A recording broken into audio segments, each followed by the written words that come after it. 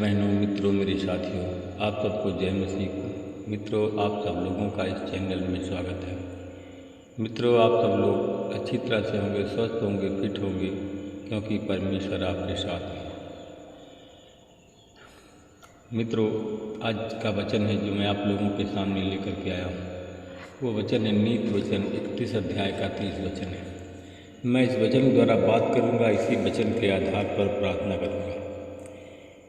आकर्षण में धोखा हो सकता है और शरीर की सुंदरता भी निशान है, किंतु जो स्त्री प्रभु का भय मानती है वह प्रशंसा के योग्य है।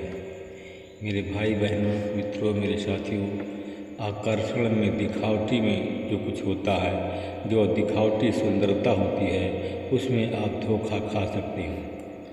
जो प्रभु का वचन सुंदर से बोलते हैं, सुंदर रीति से जो सुंदर सुंदर मीठी मीठी वचन बोलते हैं, उन लोगों से आपको धोखा हो सकता है, क्योंकि चिकनी चुपड़ी बात करना शैतान का काम है। शैतान चिकनी चुपड़ी बात बोल करके अच्छे भोले भाले लोगों को फंसा लेता है। मित्रों, आज मैं जो वचन बताता हूँ, इस वचन के द्वारा जितनी भी महिलाएं हैं, हमारी बहनें हैं, उन सब धोखा से बच सकती हैं। मेरे भाई, जो जितने हमारे भाई हैं, महिलाओं के चिकनी चुपड़ी बात में आकर के बहुत से लोग धोखा खा सकते हैं। मित्रों, मैं एक महिला के बारे में बात करता हूँ, जिस महिला के मृत पुत्र को एलिशा ने पुनर्जीवित किया था। उसको एलिशा ने यह सलाह दी और कहा कि तैयार रहो और अपने परिवार के साथ यहाँ से चली जाओ। एलिशा ने कहा, जिस देश में तुम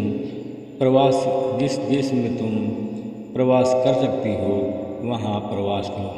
यानी जिस देश में तुम रह सकती हो, निवास कर सकती हो, उस देश में निवास करो और चली जाओ, क्योंकि प्रभु ने अकाल को आमंत्रित कर दिया है। इस देश में 7 वर्ष तक अकाल पड़ेगा।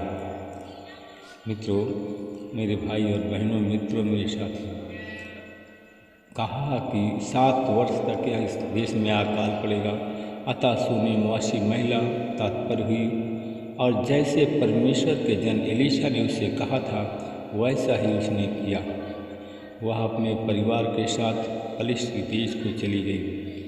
वह वहाँ 7 वर्ष तक निवास करती रही।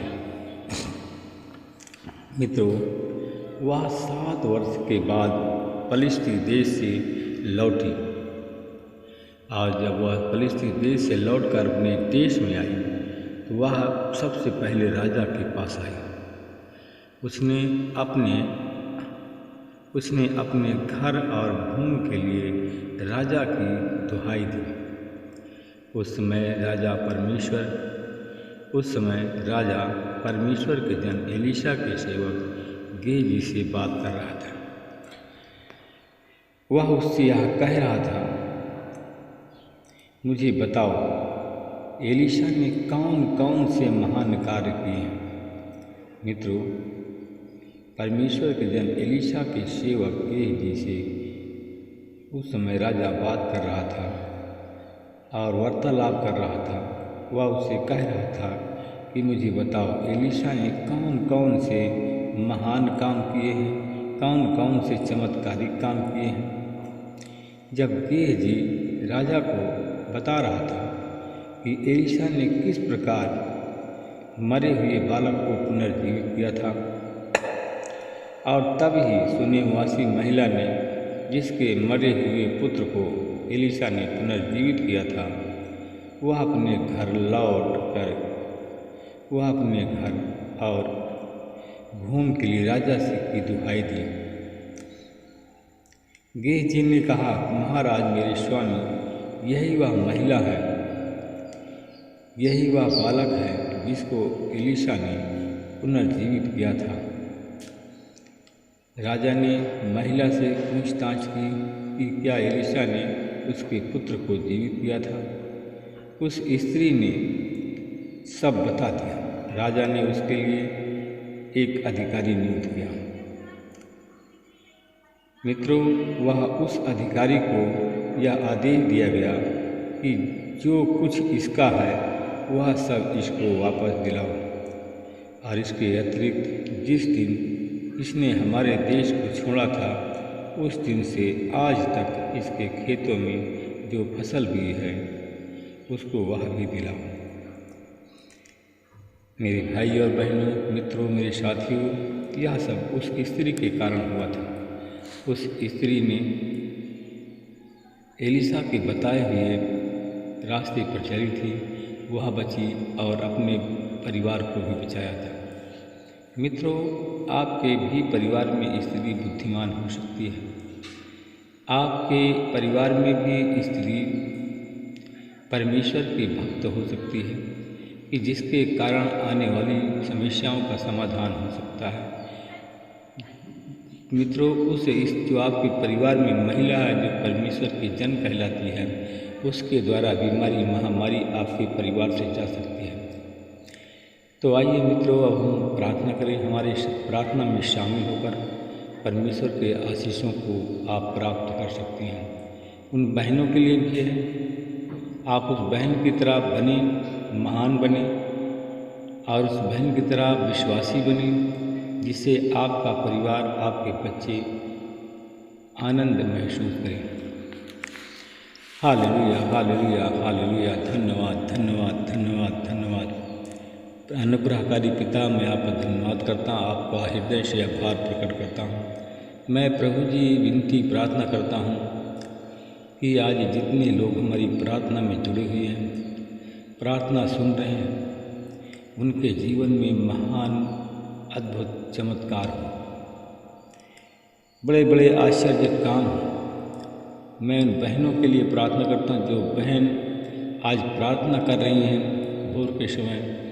प्रभु जी आज प्रार्थना में जो मांग रही हैं, यीशु मसीह तेरे नाम से उनके जीवन में बड़े बड़े चमत्कार हो जाए। मैं ऐसे महिला को देखता हूँ कि एक महिला है जिसका पुत्र बीमार है, इतना बीमार है कि वह मरने के कगार पर है। उस बहन के मैं देखता हूँ, वो बहन प्रार्थना करती है। उसका नाम यश PR से नाम आता है। इस नाम की बहनों के बेटे बीमार हैं। ये बहन उत्तर प्रदेश, मध्य प्रदेश, बिहार, छत्तीसगढ़, झारखंड, तमिलनाडु, कर्नाटक, आंध्र प्रदेश की रहने वाली। आज परमेश्वर इनको आशीषित करेगा। आज जो इनका बेटा बीमार है, गंभीर स्थिति में है, यीशु मसीह के नाम से वो चंगा होने जा रहा है। उस बहन के घर में चमत्कार होने जा रहा है, जिसका बेटा मरने पर कगार पर है और उसकी सांसें थम रही हैं। मैं उस बहन के लिए प्रार्थना करता हूं और कहता हूं कि इस वचन को, उस बहन को, उस बच्चे को सुनाओ, आपका मृत बच्चा जी उठेगा। Hallelujah, hallelujah, hallelujah. धन्यवाद अनुग्रहकारी पिता, मैं आपका धन्यवाद करता हूँ। जिस बहन ने इस प्रार्थना को अपने बच्चे के कान में लगाया है, उसका मृत बच्चा के शरीर में मैं जीवन की सांस को फूंकता हूँ। यीशु मसीह तेरे नाम से मैं जीवन की सांस फूंकता हूँ। यीशु मसीह तेरे नाम से उनकी बंद आँखें खुल जाए और बच्चा पुनर्जीवित हो जाए। महिमा प्रभु आपको देता हूँ। मैं परमेश्वर पिता में धन्यवाद करता हूँ। भाई और बहनों के लिए प्रार्थना करता हूँ। जितने हमारे भाई बहन बीमार हैं, अस्पताल में भर्ती हैं, ग्लूकोज चढ़, उन लोगों के जीवन में प्रभु जी आपकी मैं आशीष बोलता हूँ, आपके अनुग्रह को बोलता हूँ। जितने बीमार आज इस प्रार्थना को सुनते हैं, यीशु मसीह तेरे नाम से वो वचन के द्वारा वो लोग चंगे हो जाएं। जितने रोगी सुनते हैं, यीशु मसीह के नाम से वचन के द्वारा वो चंगे हो जाएं। महिमा प्रभु आप मिले। मैं उन भाई बहनों को प्रार्थना करता हूँ जो अस्पताल में भर्ती हैं, जिनको ग्लूकोज चढ़, उनके सर से पैर के नाखून तक यीशु मसीह तेरे लहू से धोता हूँ। तेरे पवित्र लहू से मैं धो करके शुद्ध करता हूँ। आज उनकी बीमारी चली जाए, आज वो लोग चंगे हों, तेरे नाम की महिमा करे, तेरे नाम की बड़ाई करे परमेश्वर पिता। प्रभु हालेलुया, धन्यवाद यीशु। प्रभु यीशु मसीह तेरे नाम की महिमा, तेरे नाम की बड़ाई हो, तेरे नाम की प्रशंसा हो। परमेश्वर परवरदिगार परमेश्वर, स्वर्ग और पृथ्वी के अधिकारी, स्वर्ग और पृथ्वी के राजा परमेश्वर, तेरी जय जयकार हो, तेरी बड़ाई हो, तेरी महिमा हो। प्रभु मैं आपको हृदय से पुकारता हूँ, आप हमारी पुकार को सुनते हैं, उसका उत्तर देते हैं। प्रभु जी उन बहनों के लिए मैं पुकारता हूँ जिन बहनों के पास संतान नहीं है, आज उन बहनों को संतान मिल जाए यीशु मसीह के नाम से। आज उन बहनों को संतान मिल जाए यीशु मसीह के नाम से। जिन बहनों के पास में संतान नहीं, उन बहनों को यीशु मसीह के नाम से संतान मिल जाए। प्रभु जी उनके दिमाग की टेंशन चला जाए। प्रभु आपकी आशीष, आपका अनुग्रह उनके जीवन में। मैं धन्यवाद करता हूँ प्रभु, आज हमारी प्रार्थना आप सुनते हैं और उन बहनों को आशीष देने जा रहे हैं जिनके पास बच्चे नहीं हैं, संतान नहीं, उनको आशीष देने जा रहे हैं। मैं इसके लिए धन्यवाद करता हूँ। प्रार्थना विनती उद्धार करता प्रभु यीशु मसीह तेरे नाम से प्रार्थना को मांगता हूँ। मैं इस भाई के लिए प्रार्थना करता हूँ जिसके गले में इन्फेक्शन है, उसके गले को अंदर से बाहर तक मैं धोता हूँ। उसके गले के इन्फेक्शन बीमारी को, गांठ की बीमारी को गल कर सूखने की सामर्थ्य देता हूँ, चमगाई देता हूँ। मैं धन्यवाद करता हूँ परमेश्वर पिता। मैं अपने उन भाई बहनों के लिए प्रार्थना करता हूँ जितने लोग आज नौकरी के लिए प्रार्थना कर रहे हैं, सरकारी नौकरी के लिए प्रार्थना कर रहे हैं और सरकारी नौकरी की तैयारी कर रहे हैं। प्रभु जी मैं उनके जीवन में बहुतायात की आशीष बोलता हूँ। प्रभु जी उनकी गरीबी आप दूर करें, उनकी गरीबी को दूर करें, उनके खाते में नाइकल मनी को डाल दें ताकि उनके घर का कोई काम न रुके, उनके घर का काम, सारा काम सुचारू रूप से चलता रहे।